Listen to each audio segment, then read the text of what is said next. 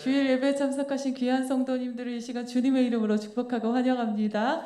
옆에 분들과 인사 나누실까요? 반갑습니다. 사랑합니다. 축복합니다. 인사하시겠습니다. 주님께서 저와 여러분을 오늘도 영광스러운 이 예배의 자리에 불러주셨습니다. 이 시간 자리에서 다 일어나셔서 먼저 주님께 사도신경으로 신앙 고백 올려드리시겠습니다. 전능하사 천지를 만드신 하나님 아버지를 내가 믿사오며 그 외아들 우리 주 예수 그리스도를 믿사오니 이는 성령으로 잉태하사 동정녀 마리아에게 나시고 본디오 빌라도에게 고난을 받으사 십자가에 못 박혀 죽으시고 장사한 지 사흘 만에 죽은 자 가운데서 다시 살아나시며 하늘에 오르사 전능하신 하나님 우편에 앉아 계시다가 저리로서 산자와 죽은 자를 심판하러 오시리라. 성령을 믿사오며 거룩한 공회와 성도가 서로 교통하는 것과 죄를 사하여 주시는 것과 몸이 다시 사는 것과 영원히 사는 것을 믿사옵나이다. 아멘. 함께 새 찬양으로 또 배우시면서 들으시면서 주님께 영광 돌립시다.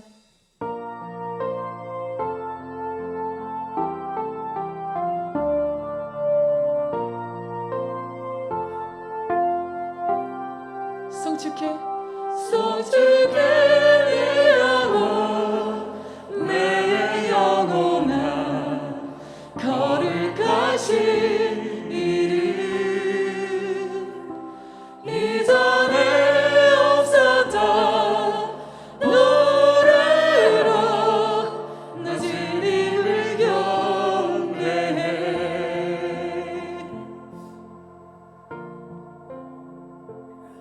해가 뜨는 새아침 밝은 내 이제 다시 주님 찬양. 무슨 일이나 어떤 일이 내게 놓여도 저녁이 올 때 나는 노래해. 송축해 내 영혼 내 영혼아 거룩하신 이름 이전에 없었던 노래로 나 주님을 경배해.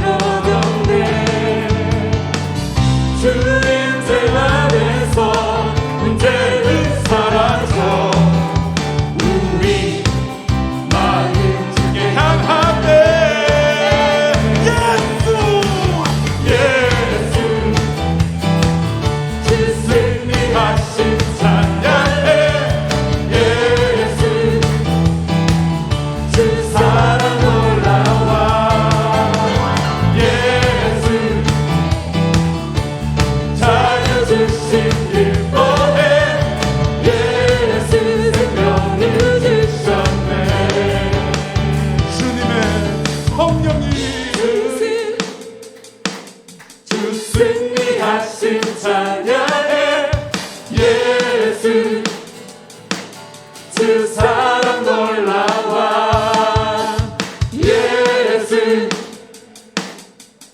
자유 주신 기뻐해 예수 생명을 주셨네. 한 번 더 예수 예수 주 승리하신 찬양해 예수 주 사랑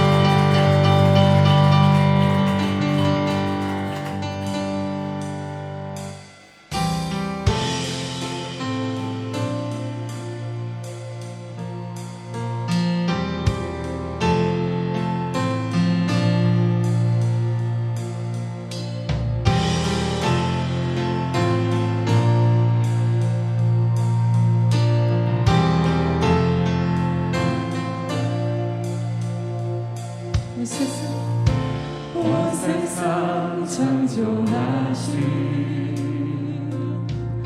성삼위 우리 하나님 주님의 거룩한 성품 나 닮아가기 원합니다. 내 삶을 받아주소서. 거룩한 성령의 불로 태우소서. 온 교회 주님의 나라 거룩한 불로 새롭게 하소서. 주의 나라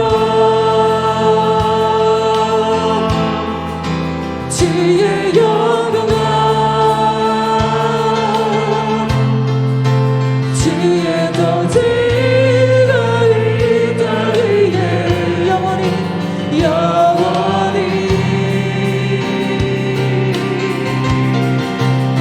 거룩하신 주 순결하신 나 모든 찬양과 대신 주께 드립니다. 할렐루야.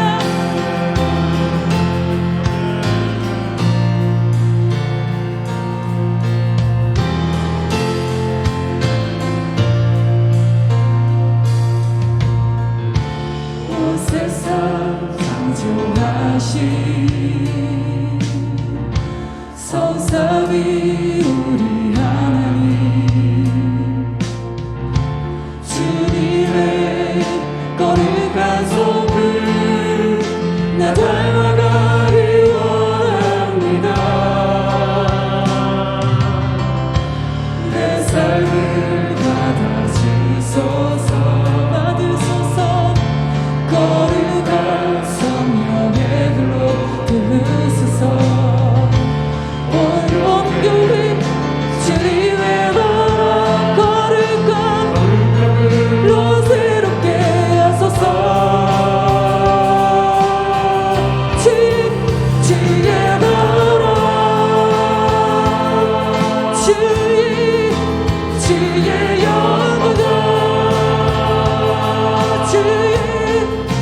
주의 통치가 이 땅 위에 영원히 거룩하신 주 순결하신 나 순결하신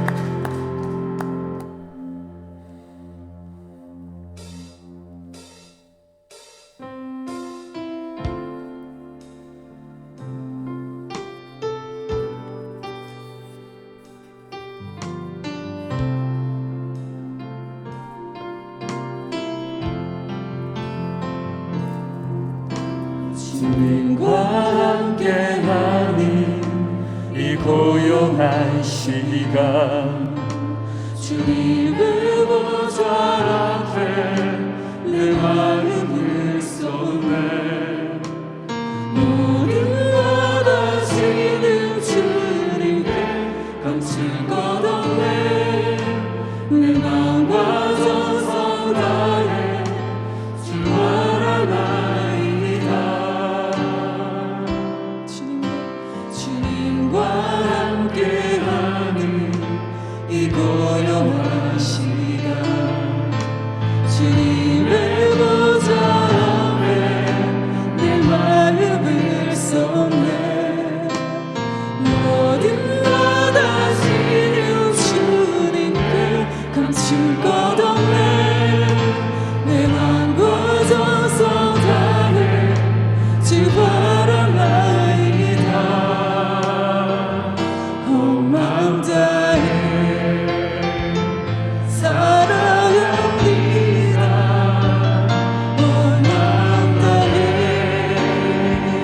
주 알기 원하네 내 모든 삶 당신 것이니 주만 섬기리 온 마음 다해 나 연연하지 않아도 내 쓸 것 아시니 나 오직 주의 얼굴 분하게 하소서 다 이해할 수 없을 때라도 감사하며 날 받아 승천하며 주 따르오리다 온 마음 다해 온 마음 다해 사랑합니다 온 마음 다해 주 알기 원하네 내 모든 삶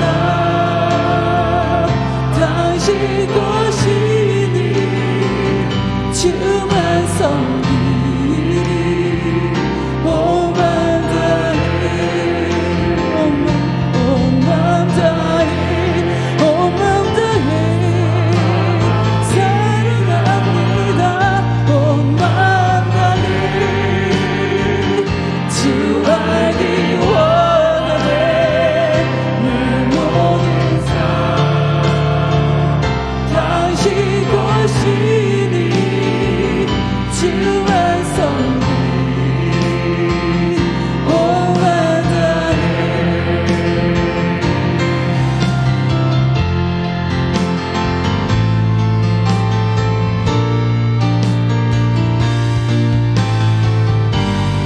보이지 않아도 들리지 않아도 일하시는 주 우리를 위해서 일하고 계시는 주님의 손길을 믿으시면서 주님께 우리의 믿음을 올려드리시면서 사랑의 고백을 다시 한번 올려드립시다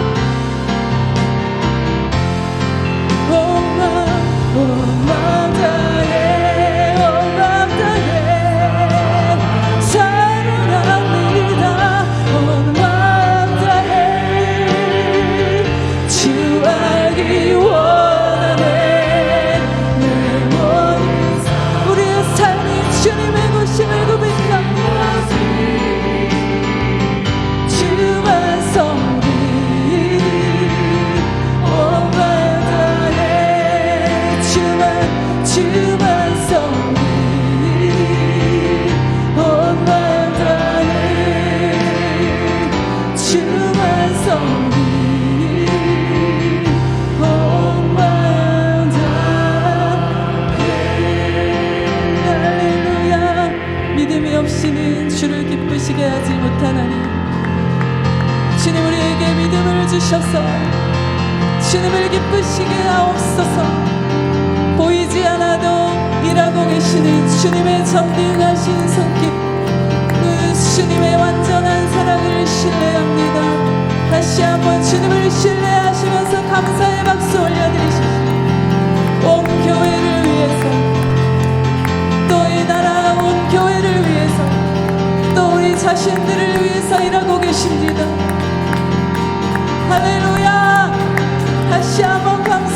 박수, 믿음의 박수 올려드리시겠습니다. 할렐루야. 우리의 미래를 주님께 올려드립시다. 우리의 모든 계획들을 주님께 올려드립시다. 할렐루야. 할렐루야.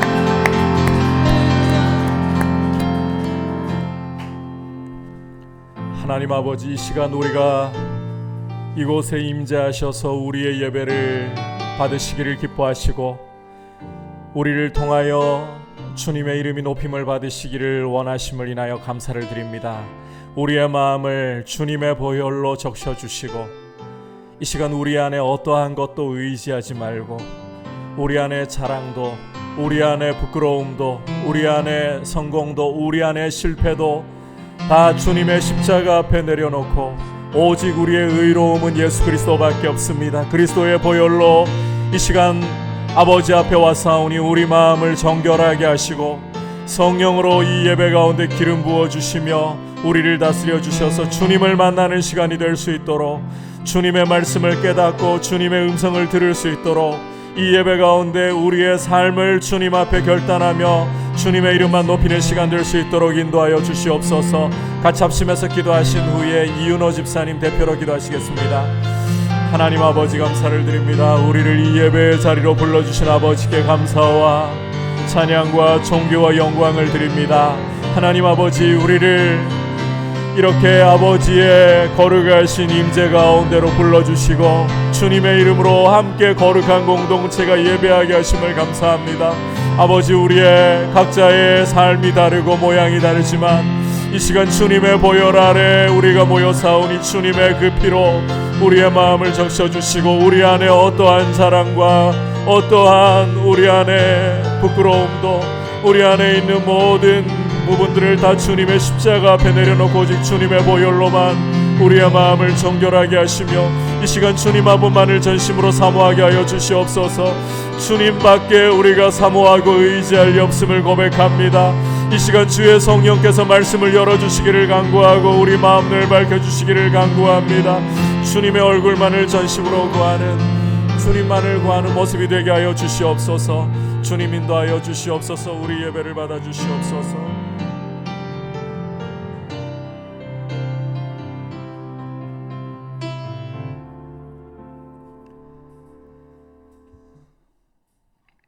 하나님 아버지, 변함없는 은혜와 사랑을 감사합니다.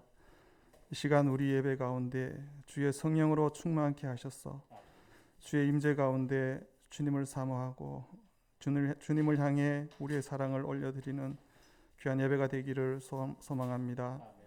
이 예배 가운데 주의 보혈이 흐르게 하셔서 우리의 연약함과 더러움을 씻어주시고 오직 주님만 바라보는 예배, 말씀을 향해 우리의 눈과 귀가 열려 예수님을 만나는 복된 예배 되게 하여 주시옵소서. 사랑하는 주님, 지금 사순절 절기 기간 중에 있습니다. 주님께서 십자가를 향해 걸어가신 그 길을 되짚어보며 왜 십자가였는지, 왜 십자가가 하나님의 지혜인지, 왜 십자가가 우리도 가야 할 길인지 깊이 묵상하기를 원합니다. 주님 말씀 앞에 제자로서 온전히 따르지 못하고 여전히 부자 청년으로 번민하고 머뭇하며 어둠 속에서 성이는 우리의 모습을 봅니다. 주님은 십자가를 말씀하시는데 세상 야망을 얘기하는 제자들의 모습이 우리 안에 있습니다. 낮아짐의 대명사인 십자가 앞에서 높아지고 더 높아지려고 하고 버림의 표본인 십자가 앞에서 우리는 더 가지려 몸부림칩니다. 이 아이러니를, 이 연약함을, 이 어리석음을 보십시오. 주님, 우리의 마음에 선한 것 하나 없습니다. 우리를 용서하시고 불쌍히 여겨 주시옵소서. 지금도 여전한 코로나 상황인데 코로나 상황이 교회에게도 고난의 때이고 위기의 때인 것 같습니다. 그러나 주님, 코로나 팬데믹이 우리의 감추었던 민낯을 직시케 하고 돌이켜 회개하는 계기가 되게 하여 주시고 교회가 본질을 찾으며 복음의 능력으로 회복되는 기회가 되게 하여 주시옵소서. 주님, 민들레 공동체 안에 육신이 마음이 아픈 지체들을 불쌍히 여기셔서 고쳐 주십시오. 재정적 문제로 관계의 문제로 고민하고 고통받는 지체들을 돌아보시고 회복시켜 주시기를 간구합니다. 특별히 우리 자녀들 수없이 교묘히 다가오는 악한 유혹으로부터 지켜주시고 주님 오실 길을 예비하는 믿음의 다음 세대, 거룩한 세대로 세워주시기를 소원합니다. 우리 교회가 후원하고 협력하는 모든 선교사님 가정에 주의 위로와 격려가 있고 쓰임받는 종의 기쁨이 충만하기를 원하며 선교사에게 기름 부으시고 성령으로 역사하여 주시기를 원합니다. 곧 말씀을 듣습니다. 대언하실 목사님 성령으로 충만케 하시고 듣는 우리에게 갈급함으로 주님의 음성을 듣게 하시고 주님의 마음을 보고 그 마음을 헤아리는 복된 시간 되게 하여 주시옵소서. 주님만 바라보며 거룩한 예배자로 승리하는 시간 되게 하여 주시옵소서. 언제나 신실하시고 또 선하신 진리 되신 예수님의 이름으로 기도드립니다. 아멘.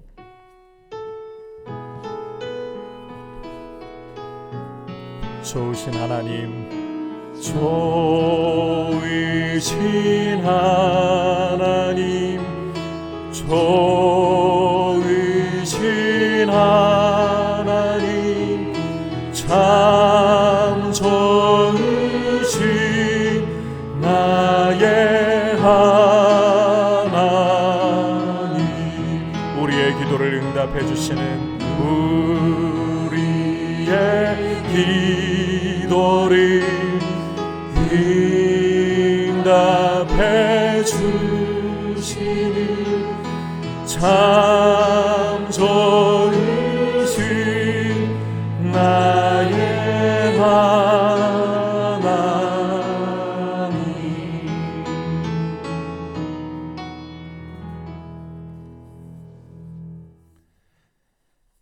사회적 거리두기가 오는 주일까지 계속해서 진행이 됩니다. 주일부터 이 완화가 되기 위해서는 확진자의 수가 줄어들어야 되는데 여전히 400명대를 유지하고 이 추세가 자칫 오는 주일 지나서 고난주간이 오더라도 크게 변할 것 같지 않은 상황이 현재의 상황입니다. 함께 기도해 주시고 역사를 다스리시는 이 코로나도 다스리시는 주님께서 이 부분에 은혜 주시기를 위해서 기도해 주시기를 바랍니다. 그리고 오는 이제 이번 주 말고 오는 주일이 다음 주일이죠. 종료주일이고 그때부터 이제 고난주간을 우리가 맞이하게 됩니다. 제가 지난 수요일날 잠시 날짜를 착각해가지고 이번 주라고 말씀드렸는데 다음 주일이 종료주일 그리고 고난주간이 시작이 됩니다. 함께 주님의 십자가를 깊이 바라보고 묵상할 수 있는 시간 될 수 있도록 힘써주시기를 바랍니다. 그리고 이제 소교리 영상과 함께 통성경 이제 1차 강의가 업로드가 되었습니다. 여러분께서 소교리와 또 이 통성경을 동시에 함께 공부하신다는 게 만만하진 않은 과제이겠지만 하나님 말씀을 배우는 일에서 부지런히 힘써주시고 약간씩 이 시소타기가 되는 것 같아요. 한쪽이 이 조회수가 올라가면 한쪽은 좀 떨어지는 것 같고 그런 모습이 보이기도 하지만 말씀 배우는 일에서는 부지런히 힘을 내어 주셔서 하나님 말씀 가까이 하시기를 바랍니다. 그리고 이제 동산 모임이 시작되면서 미리 그 동산 일꾼들을 이렇게 좀 소그룹을 어떻게 인도할 것인가 가이드를 드리고 출발을 해야 되는데 조금 늦었습니다. 교구별로 담당 목사님들께서 우리 동산 일꾼들에게 이제 공지를 드리면 함께 웨일론으로 우리 동산 일꾼 모임을 한번 가지면서 교구별로 따로 가질 겁니다. 소그룹을 어떻게 인도할 것인가에 대해서 함께 좀 시간을 나누고 그리고 추후에 저하고도 같이 한번 이렇게 우리 동산 일꾼들 만날 수 있도록 시간을 준비하도록 하겠습니다. 자, 이제 주님 앞에 봉헌 드리도록 하겠습니다.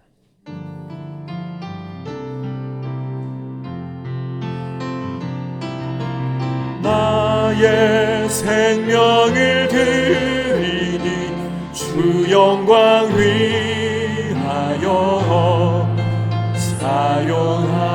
사용하옵소서. 내가 사는 날 동안에 주를 찬양하며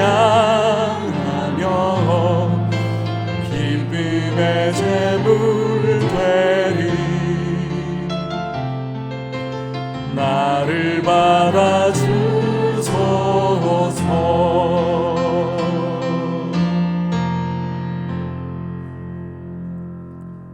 하나님 아버지 감사를 드립니다. 주님 앞에 이 시간 예물을 드리면서 우리의 사랑과 우리의 믿음의 고백을 담아서 올려드리오니 이 예물을 주님 귀하게 받으시고 무엇보다 우리의 마음 가운데 하루하루 순간순간마다 하나님 아버지의 임재 가운데에서 하늘에 나는 새도 먹이시고 오늘 피었다가 내일 아궁이에 던져질 들풀도 입히시는 자비하신 아버지께서 우리를 얼마나 귀하게 여기시는지 독생자도 아끼지 않고 주실 정도로 우리를 사랑하시는 그 사랑의 확신 가운데에서 주님의 공급자 되시고 아버지 되심을 늘 신뢰하며 한 걸음 한 걸음 주와 동행하도록 은혜 베풀어 주시옵소서.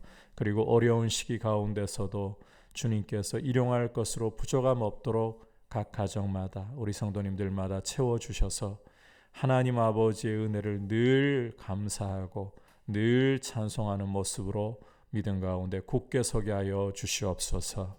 예수님의 이름으로 기도드립니다. 아멘. 할렐루야.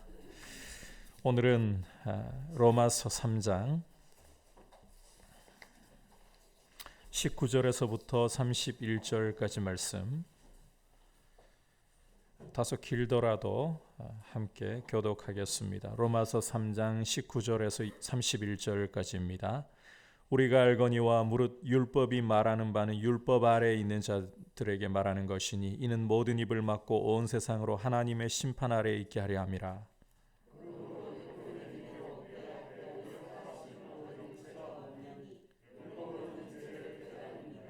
이제는 율법 외에 하나님의 한 의가 나타났으니 율법과 선지자들에게 증거를 받은 것이라.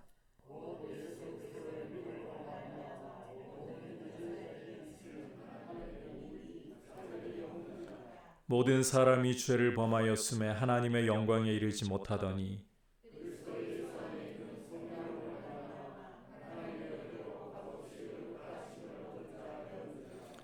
이 예수를 하나님이 그의 피로써 믿음으로 말미암는 화목 제물로 세우셨으니 이는 하나님께서 길이 참으시는 중에 전에 지은 죄를 간과하심으로 자기의 의로우심을 나타내려 하심이니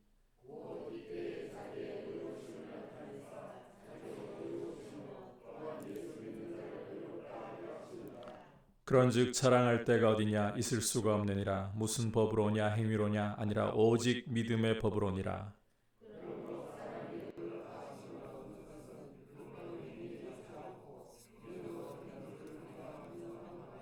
하나님은 다만 유대인의 하나님이시냐? 또한 이방인의 하나님은 아니시냐? 진실로 이방인의 하나님도 되시느니라.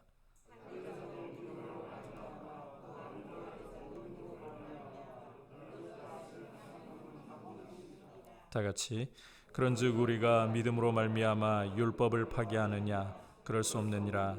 도리어 율법을 굳게 세우느니라. 아멘.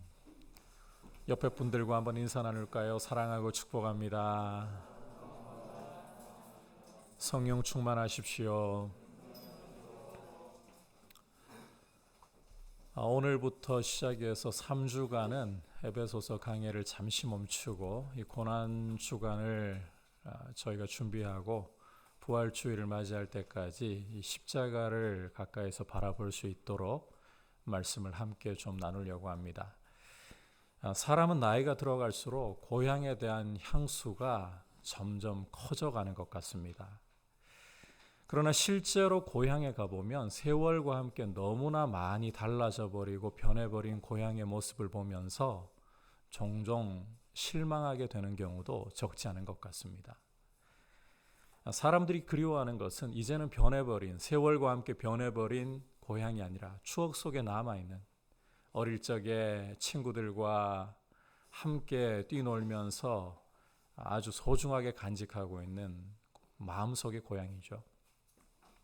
그런데 이런 고향은 결국 시간과 함께 이 추억 속으로, 기억 속으로 서서히 사라져가는 것이 피할 수가 없는 운명인 것 같습니다. 그러나 우리 인생이 참으로 돌아가야 할 고향은 세월이 흘러도 변하지 않고 세월과 함께 결코 사라지지 않습니다. 오히려 세월을 초월해서 영원하고 우리에게 참된 안식과 평안과 기쁨을 주는 고향입니다. 이 고향이 어디이냐? 바로 우리 하나님 아버지의 품인 줄로 믿습니다. 이와 같은 참된 고향으로 하나님 아버지의 품으로 돌아갈 때 우리 인생은 참된 만족과 참된 기쁨을 누릴 수가 있는 것입니다. 이 아버지의 품으로 돌아가는 것, 바꿔 말해서 하나님 아버지와 올바른 관계를 맺는 것을 가리켜서 성경은 의라는 용어를 사용합니다. 자, 이 의라는 것은 오늘 말씀을 이해하기 위해서 이 의라는 용어를 다시 한번 정의합니다. 의라는 것은 쉽게 말하면 하나님 아버지와 올바른 관계를 맺는 것입니다. 하나님과의 바른 관계, 이게 의로움이다. 자, 이 점을 염두에 두고서 이제 말씀에 함께 귀를 기울이도록 하겠습니다. 의에 대해서 우리가 구체적으로 살펴보기 전에 유대인들은 과연 의에 대해서, 이 성경의 민족이라고 하는 유대인들은 과연 의에 대해서 어떤 생각을 갖고 있었는지 살펴볼 필요가 있습니다. 왜냐하면 유대인들은 스스로를 의로운 백성이라고, 하나님과 바른 관계 속에 있다고 자부하고 있었기 때문이었습니다.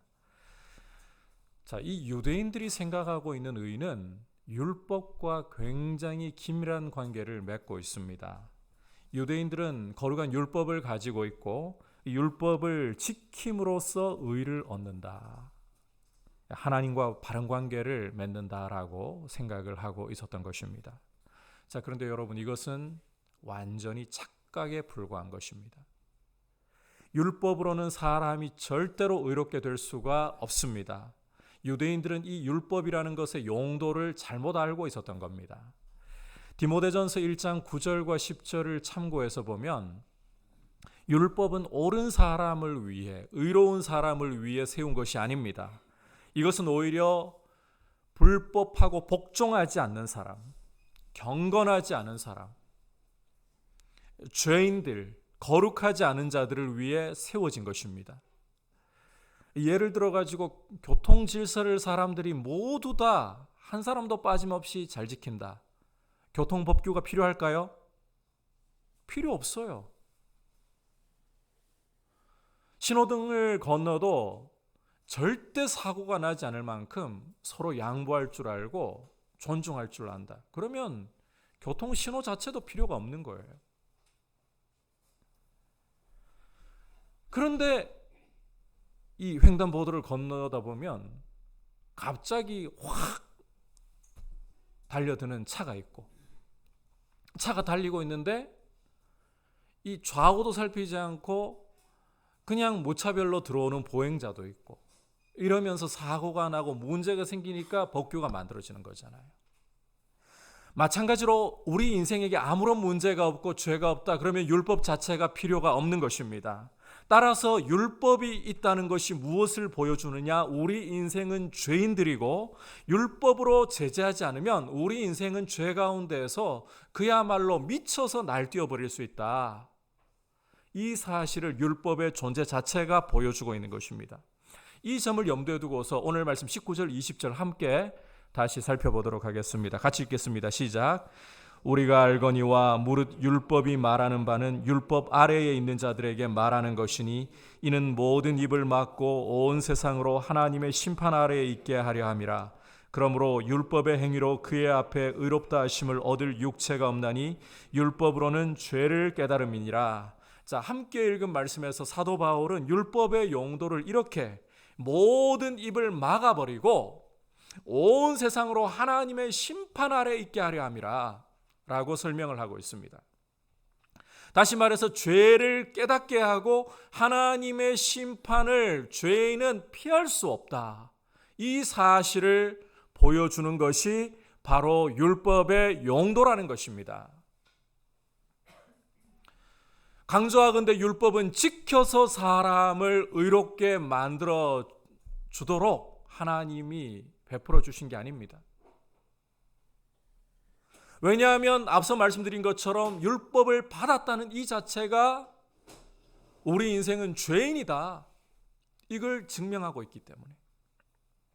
따라서 율법은 사람이 지켜서 의롭게 되는 길이 아니라 오히려 죄를 깨닫게 하는, 우리 인생이 하나님의 진노 아래, 하나님의 심판 아래 있다는 것을 분명하게 증거하는 역할을 한다. 쉽게 말하면 사형 선고를 내린다는 거예요. 죄를 깨닫게 해서 사형 선고를 내리는 것이 율법의 기능이다. 이 우리 인생의 연약함 때문에 그렇게 될 수밖에 없어요. 율법에 문제가 있는 것이 아니라 율법은 원래 거룩하고 의롭고 선한 것입니다. 그런데 우리 인생의 연약함 때문에, 우리 인생이 죄인으로 타고났기 때문에 율법은 우리에게 1차적으로 죄를 깨닫게 하고 사형 선고를 내린다. 하나님의 진노 아래 있다고, 하나님의 심판 아래 우리 인생이 처해 있다고 사형 선고를 내린다. 그리고 설령 우리가 율법을 지키려고 애를 쓰더라도 이 율법이라는 것을 그 내면까지, 그 깊은 의미까지 절대로 누구도 지켜낼 수가 없습니다. 여러분, 지나가는 여성을 보면서 마음에 이 음란한 생각을 품었다. 율법은 뭐라고 우리를 정죄합니까? 마음으로 이미 간음했다. 형제를 보고 라가라, 미련한 자라, 간단하게 말해서 바보라, 뭐라고 말씀합니까? 지옥불에 던져지리라. 우리 인생은 절대로 율법을 지킴으로써 의를 얻을 수가 없어요. 오히려 이 율법을 우리가 마주할 때에 율법은 우리의 죄인됨을 드러내어서 우리에게 사형을 선고할 뿐입니다. 우리 인생은 죄 가운데서 하나님의 진노를 피할 수 없다. 하나님의 심판을 피할 수 없다. 우리를 하나님의 진노 아래 가둬둘 뿐인 거예요. 율법이 잘못되어서 그런 게 아니라 우리의 연약함 때문에 그러한 거예요. 그래서 우리가 율법을 정직하게 바라보면 바라볼수록 우리의 죄인됨이 더 드러나고 우리의 영혼은 하나님의 진노 아래 있다는 것을 더 선명하게 볼 뿐입니다. 율법을 지켜서 의롭다 하심을 얻을 수가 없는 것입니다. 하나님과의 바른 관계를 맺을 수가 없는 것입니다. 그렇다면 어떻게 해야 사람이 의롭게 될 수가 있는 것인가? 21절 함께 읽도록 하겠습니다. 시작. 이제는 율법 외에 하나님의 한 의가 나타났으니 율법과 선지자들에게 증거를 받은 것이라. 바울은 이제 율법과 별도로, 율법과 상관없이 한 의가 나타났다라고 외치고 있습니다. 우리가 성경을 이 기록으로 보기 때문에 이 부분이 따로 표현되지 않았겠지만 사도 바울을 우리가 목전에서 보고 있다면 외치고 있는 것을 들을 거예요. 이제는 율법과는 상관없이, 율법과는 별도로 한 의가 나타났다. 이렇게 외치는 소리를 우리가 들을 수 있을 거예요. 그만큼 중요한 일이 일어났다는 거예요. 앞서 율법으로는 절대로 사람이 의롭게 될 수가 없다. 율법은 우리를 죄 가운데 가두고 하나님의 진노 아래 우리를 정죄하면서 사형 선고를 내린다. 따라서 율법 외에, 율법과는 별도로 의가 나타나야만 되는 거예요.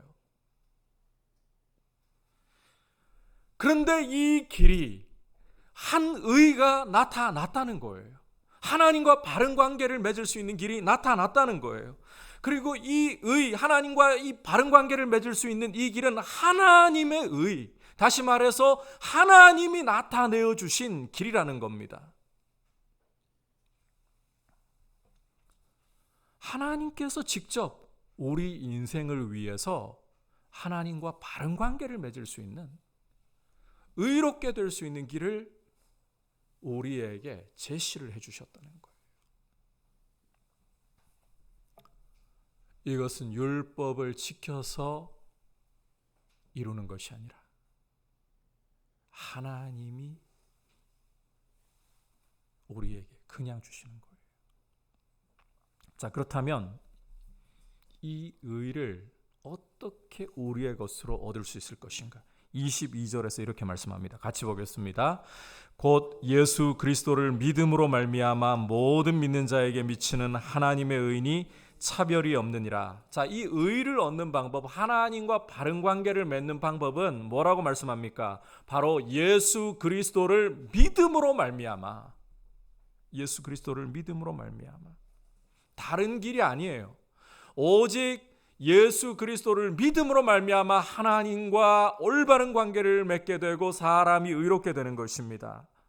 여러분, 이 자리에 대부분 중직자분들이 앉아 계시기 때문에 이런 질문이 큰 의미가 없을지 모르겠습니다. 하지만 이런 부분을 절대 간과해서는 안 되리라고 생각합니다. 여러분은 이 하나님께로부터 난 의, 하나님이 우리에게 하나님과 올바른 관계를 맺을 수 있도록 열어주신 길을 알고 계십니까? 그리고 실제로 예수 그리스도를 믿음으로 하나님과 올바른 관계 속에 서 계시고 하나님을 아버지로서 친밀하게 사귀고 계십니까? 이게 중요한 거예요. 여러분, 이 의라는 것은 노력한다고 얻을 수 있는 게 아닙니다. 교회를 오래 다녔기 때문에, 직분을 가지고 있기 때문에, 남들보다 많은 헌금을 하고 교회를 위해서 많은 봉사를 하고 수고를 했기 때문에 얻는 게 아니에요. 도덕적으로 남보다 탁월하기 때문에 얻는 것도 아닙니다. 오늘 사도 바울은 분명하게 외치고 있습니다. 예수 그리스도를 믿음으로 말미암아, 예수 그리스도를 믿음으로 말미암아 모든 사람에게 미치는 하나님의 의인이 누구의 차별도 없이, 누구의 차이도 없이 예수 그리스도를 믿음으로써만 하나님과 올바른 관계를 맺게 되는 거예요. 다른 길은 없습니다. 왜냐하면 23절에서 보는 것처럼 모든 사람이 죄를 범하였으며 하나님의 영광에 이르지 못하더니, 인간은 사회적인 지위가 어떠하든, 가지고 있는 소유가 어떠하든, 자신의 머리가 남들과 어떤 차이를 내든 상관없어요. 공통분모는 죄인이라는 것입니다. 율법의 정죄 아래에서 사형 선고를 받고 있다는 것입니다. 따라서 하나님이 제시하신 이 의를 오직 한 가지 방법으로만, 예수 그리스도를 믿음으로만 얻게 되는 거예요. 여기에는 차별이 없어요. 이 얼마나 감사한 일인가요? 여러분, 우리의 능력 여하에 따라 가지고 의를 얻는 게 달라졌다면 이 세상은 의를 얻기 위한 각축장이 되어 가지고 또 서로 난리가 나겠죠. 하나님의 이 의라는 것은 우리를 다 이 공통분모 속에서 모든 차별과 모든 경쟁을 다 없애버리고 오직 예수 그리스도를 믿는 이 한 가지로서 얻게 하셨어요. 여러분, 그리스도 외에는 의를 얻는, 우리의 영원한 안식과 고향이 되시는 하나님 품에 안기는 다른 길이 없습니다. 오직 이 한 길밖에 없는 거예요. 시간이 흐르면서 인간은 끊임없이 의에 대해서 자신 나름대로의 길을 찾아보려고 합니다. 이 의의 길이라는 것은요, 인간의 무기력을 어쩌면 더 밝히 보여주거든요. 예수 그리스도 믿는 것 외에는 우리 인간의 노력이 소용이 없어요. 우리 인간의 지혜가 소용이 없어요. 그러다 보니까 여러분, 이 의의 길이라는 것은 어떻게 보면 인간을 굉장히 불쾌하게 만들 수도 있어요. 믿는 우리에게는 너무너무 감사한 길인데, 차별 없이 예수 그리스도를 믿음으로써 의롭게 된다. 이거 얼마나 감사한 일이에요. 그런데 또 한편으로는 이 부분이 굉장히 사람을 자존심 상하게 할 수도 있어요. 우리 노력이 무용지물이니까, 우리의 지혜가 무용지물이니까, 우리의 어떤 수단도 무용지물이니까 굉장히 불쾌할 수가 있어요. 그런데 이 예수 그리스도를 믿음으로만 의롭게 된다는 이 사실이 내 마음에 받아들여지고 오직 예수를 믿음으로서만 하나님 앞에 나아왔다면 복이 있는 것입니다. 이것이 불쾌하지 않고 이것이 받아들여졌다는 것은 복이 있는 것입니다. 하나님이 은혜 주신 증표이기 때문입니다. 여러분, 예수 그리스도를 믿음으로만 의롭게 된다는 이 사실이 얼마나 감사하고 복된 일인가. 성령께서 여러분에게 이 은혜를 풍성히 알게 해주시길 축복합니다. 자, 그렇다면 어떻게 해서 우리가 예수를 믿기만 하는데 이 의를 얻을 수가 있을까? 우리는 사실 값주고 이 사야 속이 편한 사람들이잖아요. 어떻게 이 예수를 믿기만 해도 의를 얻을 수가 있을까? 자, 24절 같이 읽어보겠습니다. 시작. 그리스도 예수 안에 있는 속량으로 말미암아 하나님의 은혜로 값없이 의롭다 하심을 얻은 자 되었느니라. 자, 의를 얻는 방법을 보시면 예수를 믿기만 해도 얻는다. 자, 그런데 어떻게 얻느냐? 이 속량이라는 방법을 통해서 믿기만 해도 얻는다는 거예요. 속량이라는 방법. 이 속량이라는 단어를 여러분 아주 중요하게 보셔야 돼요.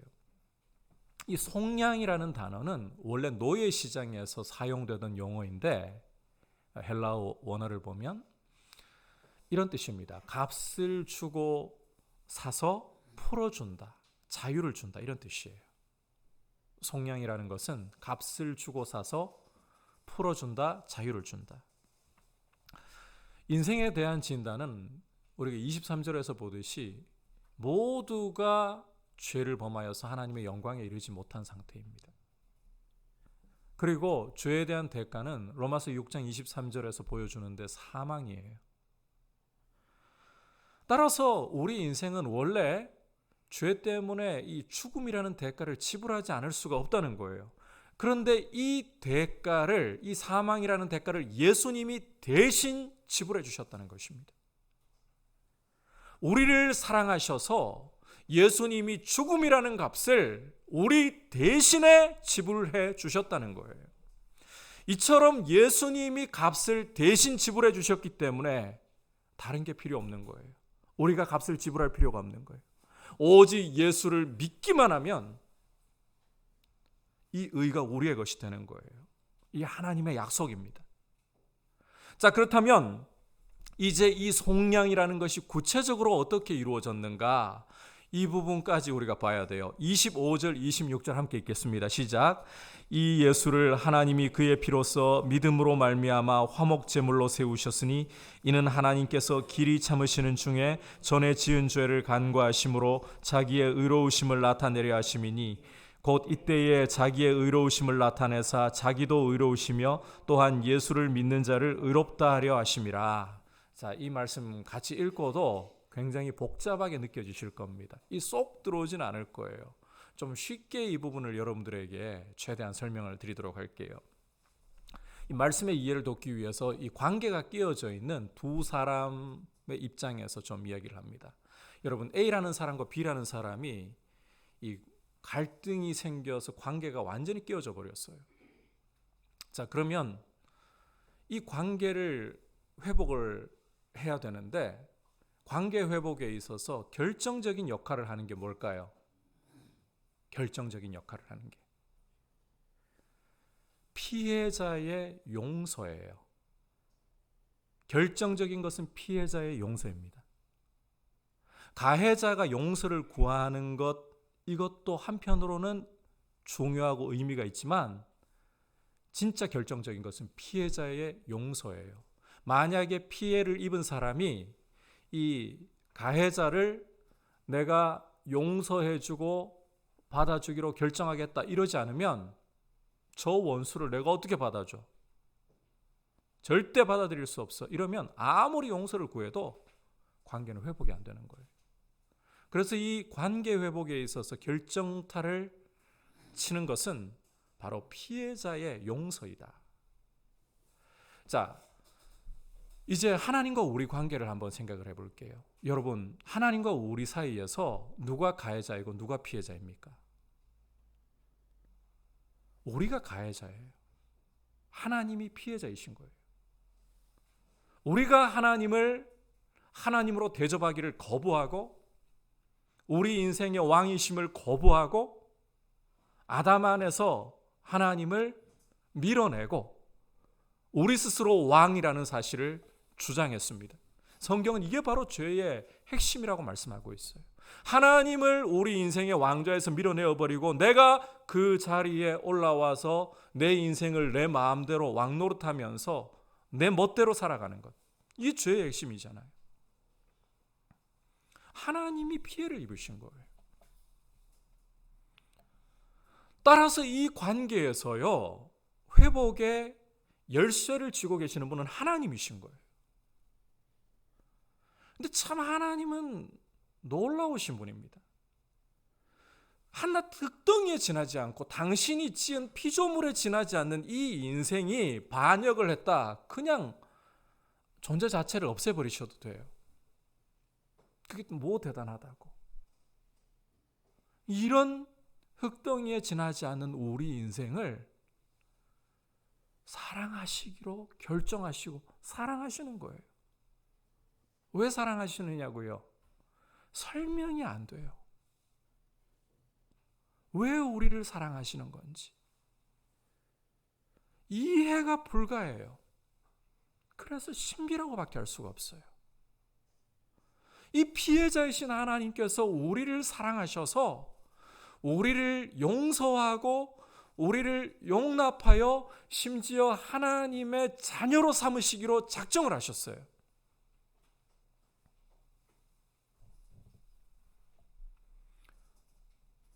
이게 관계를 열기 시작하는 거예요. 그렇다면 우리는 가해자 입장에서 과연 용서를 구했기 때문에 관계가 부드럽게 이루어지느냐? 우리 모습 어떻습니까? 에베소서를 공부하면서 보았듯이 죄 가운데에서, 허물 가운데에서 이 세상의 풍조를 따르고 공중권세 잡은 마귀를 따르고 우리 육체의 욕심을 따르면서 하나님을 적극적으로 반역하는, 하나님을 없다 하는 이런 뻔뻔한 모습을 보였죠. 그럼에도 불구하고 하나님은 우리를 포기하지 않으셨어요. 그리고 놀라운 일을 행하셨습니다. 요한일서 4장 10절에서는 이렇게 말씀하고 있습니다. 우리가 하나님을 사랑한 것이 아니요 하나님이 우리를 사랑하사. 하나님이 우리를 사랑하사.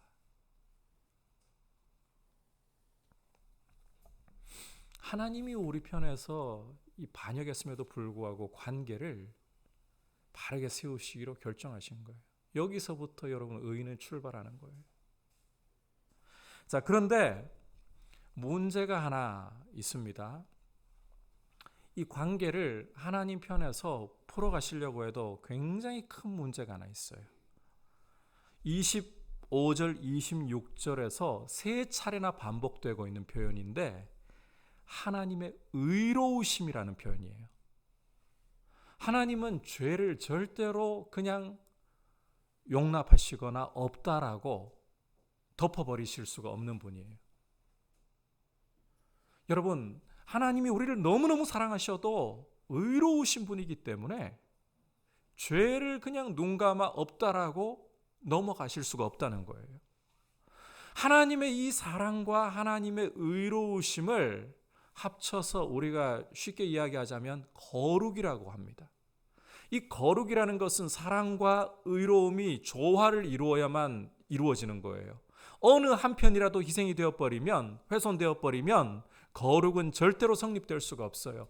하나님은 거룩하신 분으로서 당신의 사랑도 희생해서는 안 되고 당신의 의로우심도 희생해서는 안 되는 거예요. 사실상 큰 딜레마예요. 우리 인생과의 이 관계를 열어 회복시키고자 하시는데 이런 거룩하심이 어떻게 이루어질 수 있는가? 여기에 큰 문제가 생기는 거죠. 그런데 이건 어디까지나 우리 편에서의 딜레마입니다. 하나님은 이 일도 행하실 수 있는 분이에요. 어떻게 이 일을 행하시는가? 어떻게 사랑과 의로우심을 조금 더 훼손하지 않고 조화를 이루어서 거룩하심을 온전히 나타내시는가? 그 길이 바로 예수 그리스도시라는 것입니다. 여러분, 하나님께서는 당신의 독생자를 우리를 위해 내어주셨습니다. 우리와 똑같은 사람의 모습으로 100% 완전한 사람으로 이 땅에 나게 하셨습니다. 그런데 여러분, 예수 그리스도께서 우리와 똑같은 사람이나 한 가지 차이가 있죠. 동정녀 마리아의 몸에서 성령으로 잉태되게 하셔서 나셨기 때문에 죄가 없으시다는 거예요. 바로 이 죄 없는 하나님의 아들에게 하나님이 어떤 일을 하셨느냐? 우리의 죄를 다 뒤집어 씌우셨다는 거예요. 이사야 53장 6절에서는 이렇게 말씀을 하고 있습니다. 우리는 같이 읽어볼까요? 우리는 양 같아서 그릇 행하여 각기 제 길로 갔거늘 여호와께서는 우리 무리의 죄악을 그에게 담당시키셨도다. 우리 무리의 죄악을, 우리 인생의 죄를 예수님이 그 몸에 다 뒤집어 쓰시고 짊어지시고 십자가에 달려 피 흘려 주셨습니다. 여러분, 우리가 예수님의 십자가를 바라볼 때에 예수님의 십자가는 하나님이 하신 일이라는 것을 보아야 됩니다. 하나님이 우리 무리의 죄악을 그 아들에게 뒤집어 씌워서 우리가 지은 죄를 그 아들에게서 처벌을 하시는 거예요. 신명기 21장 23절에 나무에 달린 자마다 하나님의 저주를 받은 것이라. 예수님이 나무에 달려 십자가에 달려 피 흘려 죽으신 것은 우리의 죄를 뒤집어 쓰셨기 때문에, 하나님이 그 아들에게 우리의 죄를 뒤집어 씌우셨기 때문에 우리의 죄를 그 아들에게서 심판하신 겁니다. 이렇게 함으로써 하나님의 의로우심을 이루신 거예요. 하나님은 죄를 눈감아 주실 수 없어요. 우리를 처벌하셔야 되는데 그러면 관계는 회복될 수가 없어요. 그래서 그 자리에 아들을 대신 보내셔서, 우리 자리에 아들 대신 보내셔서 우리의 죄를 뒤집어 씌우시고 십자가에 그 아들을 못 박아 우리가 받아야 할 저주, 우리가 받아야 할 진노를 다 받게 하심으로 당신의 의로우심을 이렇게 드러내신 거예요. 여러분, 하나님이 얼마나 죄를 미워하시는가, 얼마나 공의로우신 분인가. 심지어 아들이 십자가에 달려서 엘리 엘리 라마 사박다니, 나의 하나님 나의 하나님 어찌하여 나를 버리시나이까. 그때에도 아들에게서 고개를 돌려 외면해 버리셨을 정도로. 여러분, 십자가는 하나님이 죄를 얼마나 미워하시는가. 죄는 하나님이 정말이지 이 눈꼽만치도 용납하실 수 없다는 것을 분명하게 보여주는 하나님의 의의 계시의 절정이에요.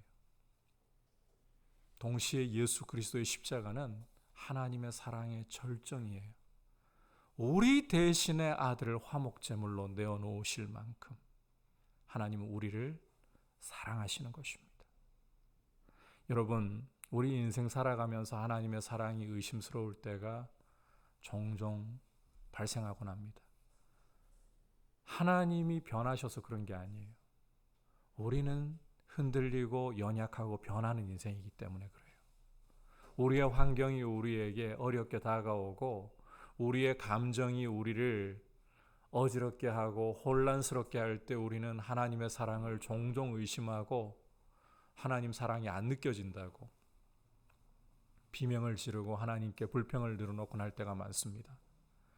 십자가에 하나님이 아들을 주신 것이 무엇을 보여주고 있습니까? 내가 너희를 사랑한다. 어떤 말보다도 예수 그리스도의 십자가는 우리를 향한 하나님의 사랑의 확증이에요. 증거예요. 아들을 내어주셨어요. 이렇게 함으로써 여러분, 이 십자가는 하나님의 의로우심과 하나님의 사랑이 절정으로 드러나면서 조화를 이루는 하나님의 거룩하심의 결정체인 거예요. 하나님이 어떠한 분인가를 알고 싶습니까? 십자가로 나아오십시오. 예수 그리스도의 십자가를 더 들여다보십시오. 우리 믿음이 여러분 무기력해지고 우리 믿음이 혼탁해지고 우리 믿음이 길을 잃어갑니까? 십자가로 돌아오면 하나님이 어떠한 분인가를 다시금 바르게 봄으로써 우리의 믿음이 바르게 세워질 수 있습니다. 길을 잃은 것 같습니까? 십자가로 돌아오십시오. 교회의 영광은 바로 이 십자가에 있어요.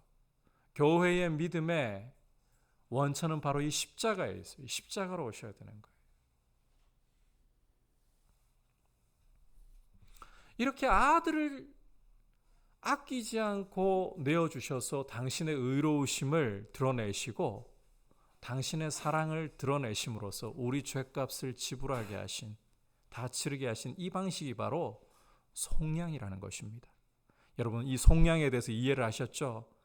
속량은 죄에 대해서 값을 다 치러야 되는 거예요. 그런데 이 값을 누가 치르셨다?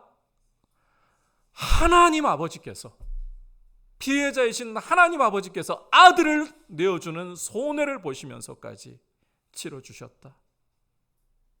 예수 그리스도의 십자가는 속량 그 자체인 거예요. 여러분, 이렇게 하나님이 값을 다 치러 놓으셨기 때문에 우리 편에서는 하나님께서 요구하시는 것이 없어요.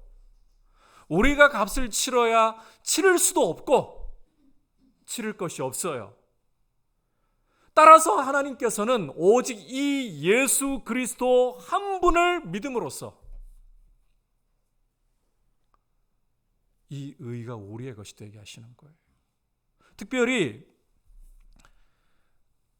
그리스도를 이 화목제물로 세우셨다라고 할 때 이 세우셨다라는 용어는 여러분 인류의 눈앞에 역사의 중앙 무대에 세우셨다라는 의미를 갖고 있는 표현이에요.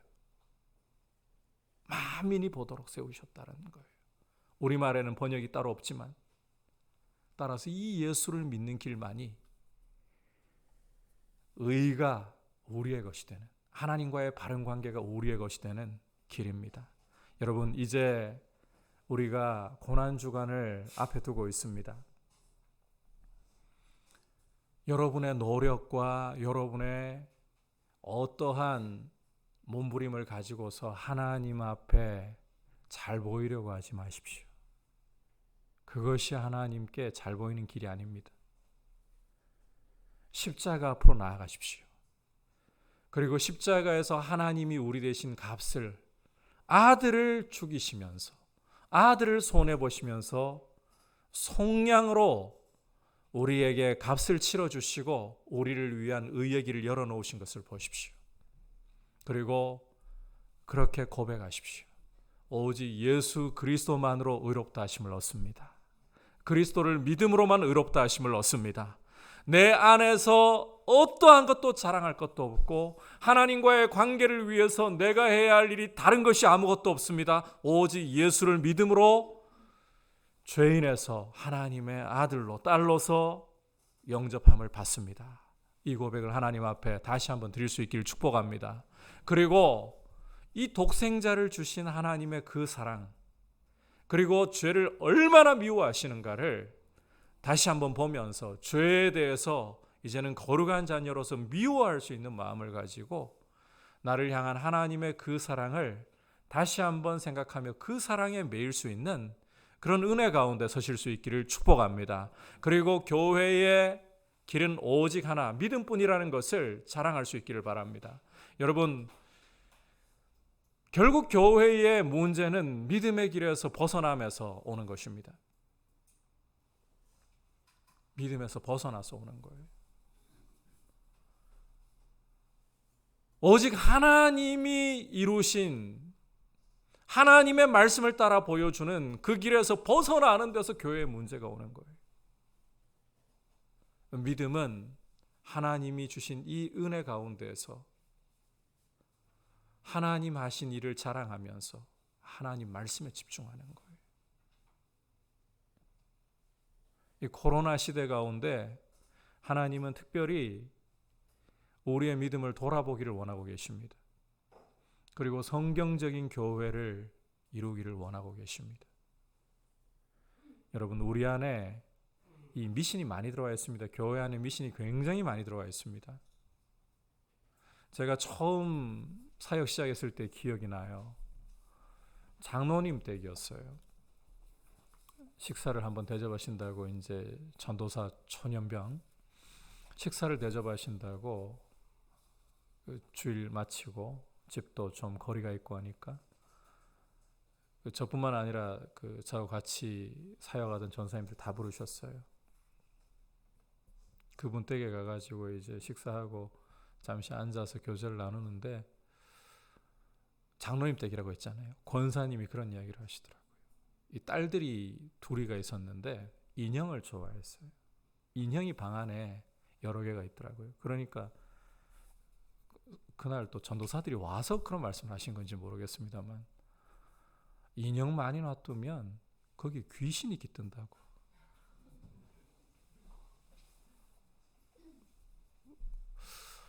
제가 듣도 보도 못한 이야기라 가지고 제가 이런 단적인 예를 하나 들어 드리는 것은 이뿐 아니라 우리 안에 얼마나 많은 미신들과 얼마나 많은 성경적이지 않은 가치들이 여러분 교회 안으로 계속 파고들려고 합니다. 우리 안으로 계속 파고들려고 합니다. 교회는 믿음만을 자랑해야 돼요. 믿음이라는 것은 오늘 말씀을 가지고 강조하자면 오직 예수 그리스도 한 분만을 의지하는 거예요. 그렇다면 그것은 그분이 말씀하신 것만을 따라가겠다는 거예요. 그래서 27절부터 30절까지 해서 그런즉 자랑할 데가 어디 있느냐 있을 수가 없느니라 무슨 법으로냐 행위로냐 아니라 오직 믿음의 법으로니라. 그러므로 사람이 의롭다 하심을 얻는 것은 율법의 행위에 있지 않고 믿음으로 되는 줄 우리가 인정하노라. 하나님은 다만 유대인의 하나님이시냐 또한 이방인의 하나님은 아니시냐. 진실로 이방인의 하나님도 되시느니라. 할례자도 믿음으로 말미암아 또한 무할례자도 믿음으로 말미암아 의롭다 하실 하나님은 한 분이시니라. 이 세 절 안에서 믿음을 계속해서 강조하고 있어요. 오직 예수 그리스도를 믿음. 교회는 믿음만을 강조해야 돼요. 그 말은 예수 그리스도만을 우리의 유일한 구원의 길로서 자랑하고 그분의 말씀만을 유일한 교회의 길로서 자랑해야 된다는 거예요. 우리 한국 교회 안에 우리 안에 들어와 있는 많은 미신들. 여러분 미신이라는 게 제가 예를 들어 드린 거는 진짜 뭐 희한한 미신이에요. 그런데 참 많은 미신들이 이런 부분에서 우리 목회자들이 또 책임이 커요.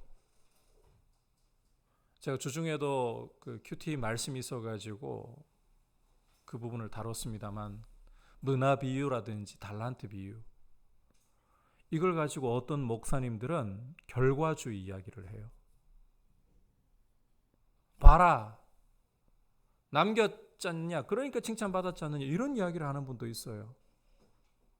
충성된 태도를 강조하지 않고.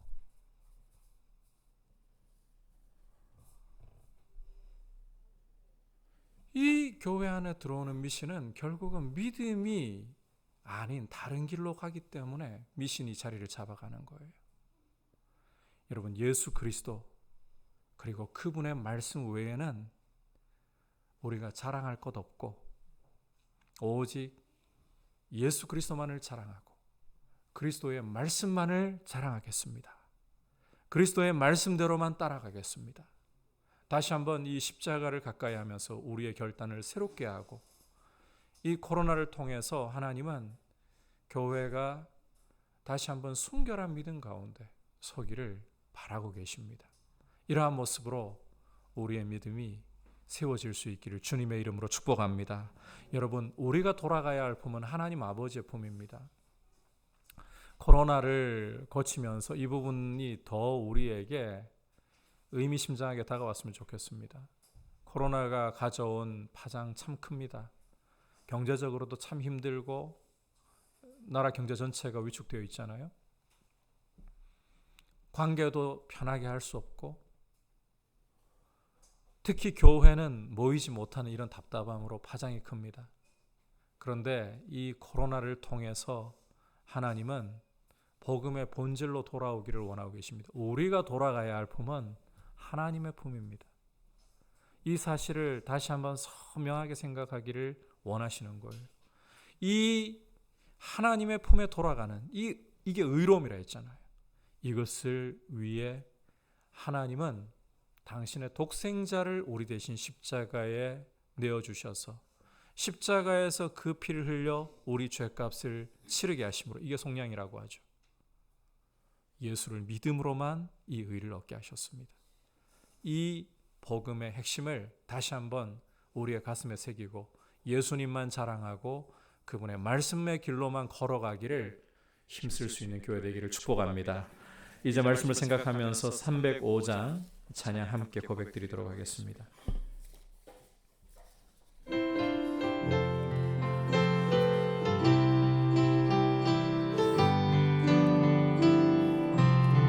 그 크신 하나님의 사랑 말로 다 용용 못하네.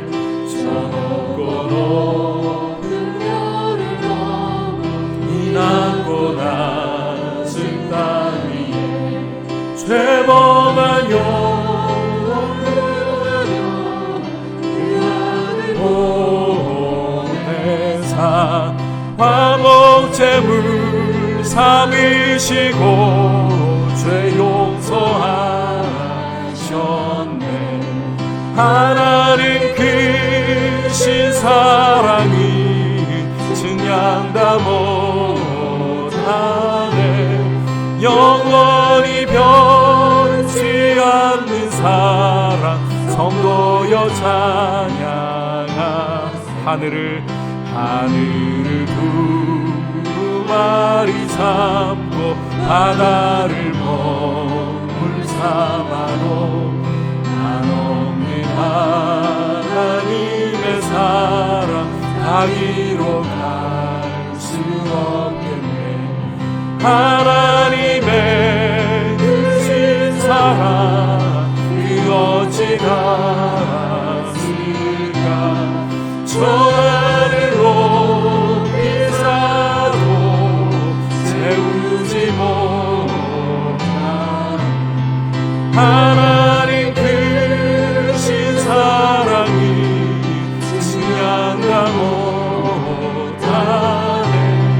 영원히 변치 않는 사랑 성도여 찬양하세. 이 시간 함께 기도할 때에 우리의 모습을 한번 돌아보기를 원합니다. 여러분, 하나님 앞에서는 어떠한 자존심도 세워서는 안 됩니다. 우리는 철저히 무기력하게 율법의 정죄 아래에서 사형 선고를 받은 사람들일 뿐이고, 하나님과의 관계에서 어떠한 노력이나 어떠한 값을 치르는 것으로 관계를 우리 편에서 세울 수가 없다는 것, 철저히 무기력하고 철저히 나는 스스로는 저주와 진노를 받을 것밖에는 없다는 것, 여러분, 이것이 회개에서도 본질입니다. 이렇게 무기력한 죄인이라는 것을 인정하지 않고서는 십자가가 우리에게 진정한 의미로 다가올 수가 없습니다. 주님, 내가 얼마나 깊게 이 사실을 알고 있느냐, 이보다 더 중요한 것은 이 사실 자체를 인정하는 것인데, 성령께서 나의 무기력함, 나의 할 수 없음을 보게 하여 주시고, 그리고 하나님 아버지께서 모든 값을 그리스도의 십자가로 치러주셨기에 그저 하나님 아버지의 이 은혜의 손길을 내가 믿음으로 잡기를 원합니다. 그리고 그리스도의 십자가만 자랑하게 하시고 그리스도의 말씀의 길로만 행하는 믿음만을 자랑하는 모습 되게 하여 주시옵소서. 같이 기도하겠습니다. 하나님 아버지, 감사를 드립니다. 오늘 말씀을 통해 복음의 이 핵심에 대해서 다시 한번 저희가 귀를 기울이면서 이 하나님의 의에 대하여서 아버지 우리의 마음을 쏟아부으며 이 의를 굳게 붙잡기를 원합니다. 하나님 아버지, 오늘 말씀을 통해 우리 모습을 돌아봅니다.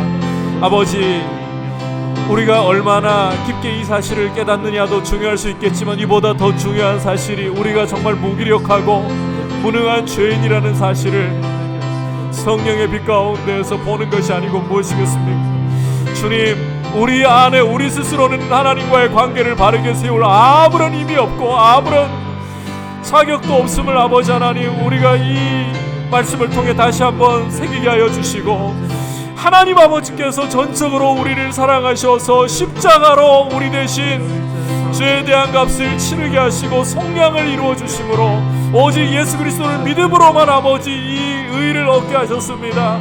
아버지, 우리 안에서 어떠한 것도 자랑하지 말고 하나님 아버지의 이 열어주신 의의 길을 믿음으로 붙잡고 아버지 하나님 그리스도만을 자랑하며 그리스도의 말씀대로만 따르기로, 믿음의 길로만 걸어가기로 아버지 하나님 결단하고 주님 앞에 우리 믿음을 세우게 하여 주옵소서. 우리 자신을 돌아보며 하나님 기뻐하시는 모습으로 우리 자신을 드리기를 간절히 원하오니 주님 붙잡아 주시옵소서. 교회의 믿음이 새로워지게 하여 주시고 십자가의 복음 위에서 다시 한번 정결케 될 수 있도록 도와주시옵소서. 자리에서 일어나서 괴로운 시절 지나가고 괴로운 시절 지나가고 땅 위에 영화 쇠할 때 주님이지 않던 영혼들은 큰 소리 외쳐 울어도 주 믿는 성도들에게 큰 사랑 우리의 죄 사했으니 그래 잊을까. 하나님 크신 사랑이 증량다 못하네. 영원히 변치 않는 사랑 성도여 참. 하늘을 두루마리 삼고 하늘을 두루마리 삼고 바다를 먹을 삼아도 한없는 하나님의 사랑 다기로 갈 수 없겠네. 하나님의 크신 사랑 그렇지 저 하늘 높이 쌓아도 채우지 못한 하나님 크신 사랑이 증량다 못하네. 영원히 변치 않는 사랑 성도여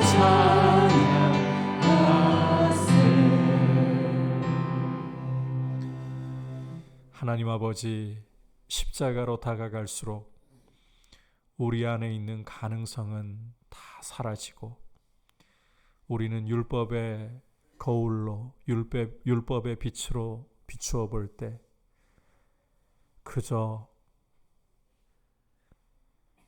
하나님의 진노 아래 있는 사형 선고를 받은 죄인이고 무기력할 뿐임을 고백하지 않을 수 없습니다. 주님, 우리 안에 자존심이 남아서 내가 조금이라도 하나님께 잘 보이려고 애쓰고 조금이라도 값을 치르려고 한다는 것은 하나님이 하시는 일을 오히려 무시하는 것일 뿐임을 고백합니다. 우리는 전적으로 무기력하기에 예수 그리스도를 십자가에 못 박아 그 피로 우리 죄값을 남김없이 다 치르게 하셔서 이제는 예수 그리스도를 믿는 것 외에는 다른 값을 치를 것이 없음을 고백합니다. 아버지, 이것이 우리에게 진정한 복음이고 그러하기에 예수 그리스도를 믿음만을 우리가 자랑하고 이제는 우리를 자녀 삼아 주신 이 은혜 안에서 그리스도의 말씀의 길로만 행하면서 믿음을 자랑하고 하나님 아버지를 우리 주 예수 그리스도를 높이는 성도의 길로서 걸어가게 하여 주시옵소서. 아직 예수님을 만나지 못한 하나님 아버지와 인격적인 관계 속에 들어가지 못한 분이 있다면 스스로 치르려고 하는 노력을 다 내려놓고 오직 예수 그리스도만을 겸손히 구하고 예수 그리스도를 영접함으로 하나님과의 바른 관계 속에 있는 귀한 은혜를 누리게 하여 주시옵소서.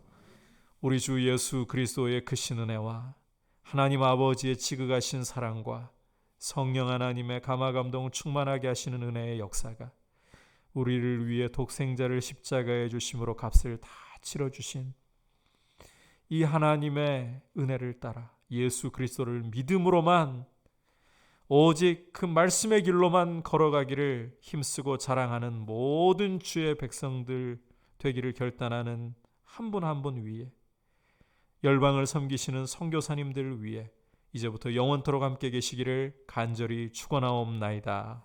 아멘.